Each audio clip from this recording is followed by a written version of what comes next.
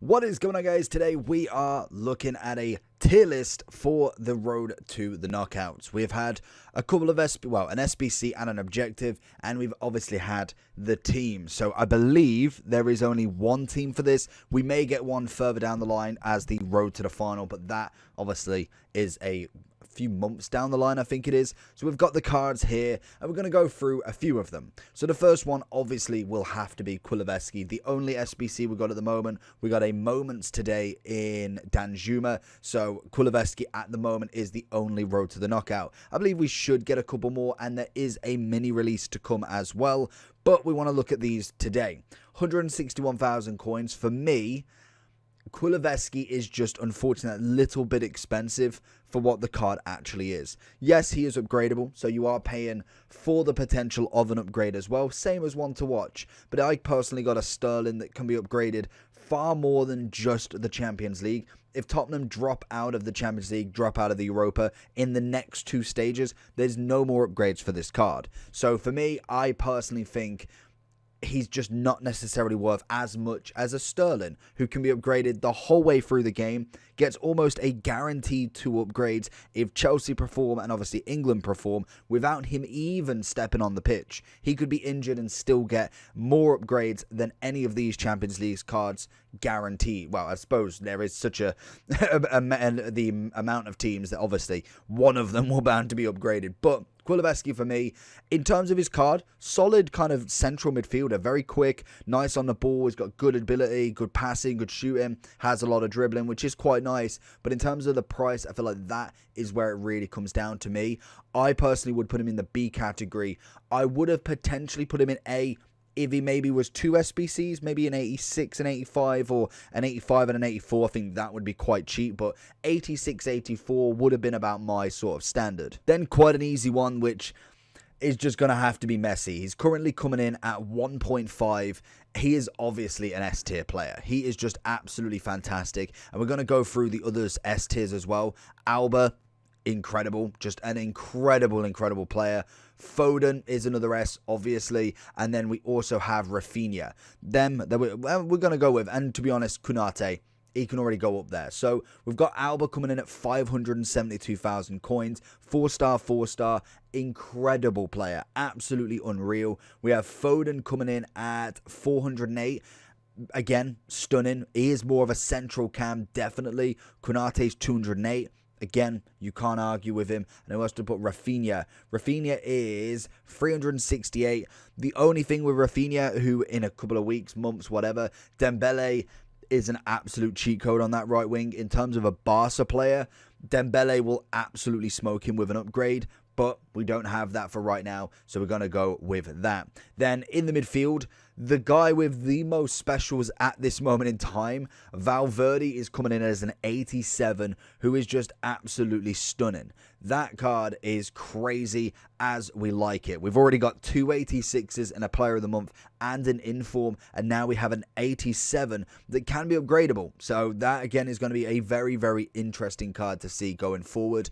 If we then look a little bit further down in the Europa, we've got a 100k Odengard, and I think for cards like this, right now is the perfect time to give him a go, because yes, if you're going to, maybe not in FUT Champs, but in Rivals, we've not got necessarily a huge amount of people with a God squad. So you get to try out these players, and this is probably the best point in the game that, yes, you do have to use some meta players. If you want to win every game, unfortunately, you're going to have to stick with the meta. But because everybody hasn't got that amazing squad, like the kind of midway to end of FIFA's, you can get away with playing with somebody. Maybe you have 2 meta attackers, but the other 2 are testers. You have Terrier, you have Odengard, you have, well, Lamar is probably pretty meta, to be honest. You have a Kone. There is some absolutely cheap beasts that you can get that maybe don't give you a meta performance that Messi's going to do. But this is the perfect time to get your squads and have a go with a load of random players and just see how they go. Next up is going to be Armand Sulay. He is going to be another S tier card, and with upgrades, this card could be absolutely fantastic. Yes, you don't necessarily have the pace right now, but lengthy with the shadow, you cannot argue with this card. He ends up with 82 pace, 94 defending, a 91 centre-back as the base card. The question is, can Dortmund get an upgrade is the next one. And I think that is where a lot of kind of variables really happen with this, because potentially none of them, but potentially the big ones don't get an upgrade. What happens if Man City get knocked out straight away? Yes, you will get Europa cards, but it doesn't have that same feeling, does it? You don't see that blue card. You see, unfortunately, the orange one. And unfortunately, nobody wants to be in Europa. I should know more than anybody. But in terms of the next one, we have Gosens, a free left wing back. You know me, I always love a free card. Anything that I can just play a few matches and get rewarded with a 90, an 85, an 86 card, I'm absolutely going to do it. And when it's squad battles as well, a solid performance. Gosens coming in as quite a nice card. He will be good with an upgrade. I wouldn't say he's necessarily my favourite card in the world, but he most definitely isn't a bad player nonetheless. I'm just trying to find him here. We have got a controlled 3-star, 85 pace, 80 defending. You're looking at something like is it an architect is what people are going for? Does that make him lengthy by any chance? Of course it does. So again, you got a lengthy player there. He's going to put in a job. Left backs at the moment, personally, my left back is, I changed it to Robertson, but it was Lodi. There's so many out there that you can go for that have different attributes. Lengthy's always going to be a big one, and Architect is going to do that for Gosens. And that moves us straight into another fantastic player, and that's going to be Lamar, a 145k centre mid. He is explosive at the moment with an anchor. It turns him still explosive, 89 pace, 78 defending, 75 physical. Keeps him on that kind of box-to-box basis. For me, I would say, judging from this card, I would put him in A. Actually, knowing how this card plays, he's got to be in that S category. He is a phenomenal centre mid if you have a defensive one with him. He's not necessarily going to be the defensive centre mid that you need, but he will be that kind of box between the two. Normally a left mid, which you can play left mid and right mid with him, which is just a very, very nice card to have, because you can have this centre mid that if, say, you have a right wing that needs to play centre mid. For instance, we had Valverde, who I think at one point couldn't play centre mid from that card. He is right wing locked. You could then put him at right wing and think, you know what, Lamar, I'm going to whack a hunter on him. We're going to go down a wing with him. You swap him into centre mid. Then you've got Valverde right wing and you switch them over. That is where the alternative positions are going to be absolutely massive, because say you wanted to put him right mid, but your right mid, you want left mid. You put him left mid, the other right mid's right mid. He doesn't have that change. It's just beautiful. It is a very complicated scenario, but when teams work, you'll realize how valuable that actually really can be. Then we've got the final two Champions League cards. We're going to do them first and then talk about the last few, which really, a couple of nice, but nothing too crazy. Muller's coming in as an 88, 52,000 coins. Unfortunately, he is going to miss a little bit of a beat. We know Muller, he's not necessarily the quickest. His ability on the ball will be quite nice. His passing will be good, but unfortunately, he's just not going to hit the cake. And I don't think he can be lengthy. I could be proven wrong. No, I don't think he can be. Even if we want the shadow on, no, he's always going to be controlled. So he's not even going to have that slight bonus of potentially becoming lengthy.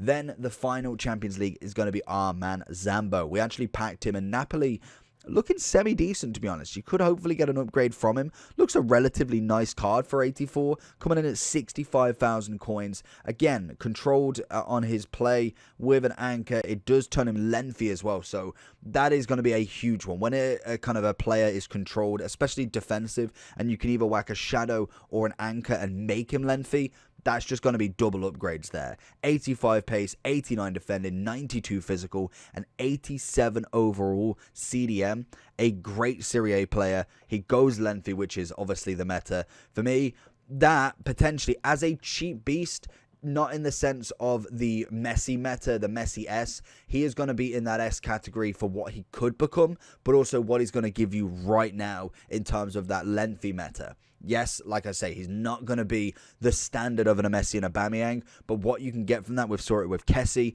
I've seen it with Nunez, I think I'm saying that right, for the Liverpool striker that's 82. They are incredible with that meta tactic put on them, so he's going to go in that S category, especially for only 65,000 coins. And that leads us on to the 2 Europa and the 2 Conference, which Terrier, Again, he's got a bit of pace, which is always nice. It's 13,000 coins. Unfortunately, I don't think... Oh, no, he does. So that's going to be even better. So he's going to go to lengthy with an Architect. He's already got 90 pace, 85 shooting as well. Honestly, for 13k... he's going to be a cracking League Gun player. We're going to go with that A category for him. And let's just see how Simon kind of divvies himself up with this one. He's coming in at 12,000 coins. And I believe Deadeye is the chemistry style. Keeps him explosive. He's going to get a bit of shooting and a bit of passing, but I think for Terrier's sake, he's going to have to go in that B. And then finally, we have a Kone and Gerard Moreno. So a Kone, again, when he had a team of the season a few years ago, solid card, absolutely solid. And I think, I want to say he either had a FUT birthday or a future star that was a really nice card. But he's got 94 pace. I can imagine with this card, he's, again, not going to go into that lengthy category. So he's going to be a stop-start sort of winger. Going to be really kind of pushing for that pass and move. He's coming in at 17,000 coins. Great pace, good dribbling. Shooting goes up to 83. His passing goes to 87. Not too much physical. I'm going to whack him in that B category.